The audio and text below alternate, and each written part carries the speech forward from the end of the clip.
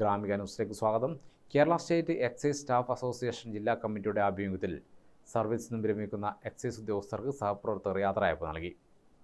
Kannur sports council ഹാളിലാണ് പരിപാടി സംഘടിപ്പിച്ചത്. ജില്ലാ പഞ്ചായത്ത് പ്രസിഡന്റ് പി ദിവ്യ ഉദ്ഘാടനം ചെയ്തു. ബഹുമാനരായിട്ടുള്ള Shri K Premakrishna, Shri AP Rajeev, Shri PK Dinesh, ഇവരെ 3 പേരും സർവീസിൽ നിന്ന് വിരമിക്കുകയാണ്. സർവീസിൽ ജോയിൻ ചെയ്യുന്ന സമയത്ത് തന്നെ തീരുമാനിക്കപ്പെടുന്ന ഒന്നാണ് എപ്പോഴാണ് വിരമിക്കേണ്ടത് എന്നത്. അത് സാങ്കേതികമായി നിർബന്ധിതമായി നടക്കുന്ന ഒന്നുകൂടിയാണ്.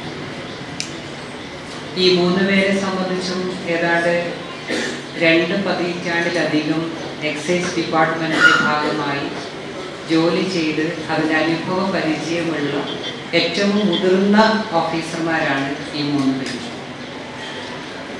എനിക്ക് തോന്നുന്നു കഴിഞ്ഞ ഒരു 8 വർഷം എക്സൈസ് ഡിപ്പാർട്ട്മെൻറ്റിൽ തന്നെ ജോലി ചെയ്യുന്ന എല്ലാ ഓഫീസർമാരെ സംബന്ധിച്ചും വളരെ പ്രധാനപ്പെട്ട ഉത്തരവാദിത്വങ്ങൾ സർക്കാരിനും ജനങ്ങൾക്കും ഒപ്പം ചേർന്നുകൊണ്ട് നടത്തിയിട്ടുള്ള, ഒരുപക്ഷെ അതിൻ്റെ ഭാഗമായി അതിന് നേതൃത്വം കൊടുത്തവരാണ് ഇവിടെ ഇരിക്കുന്ന എല്ലാവരും.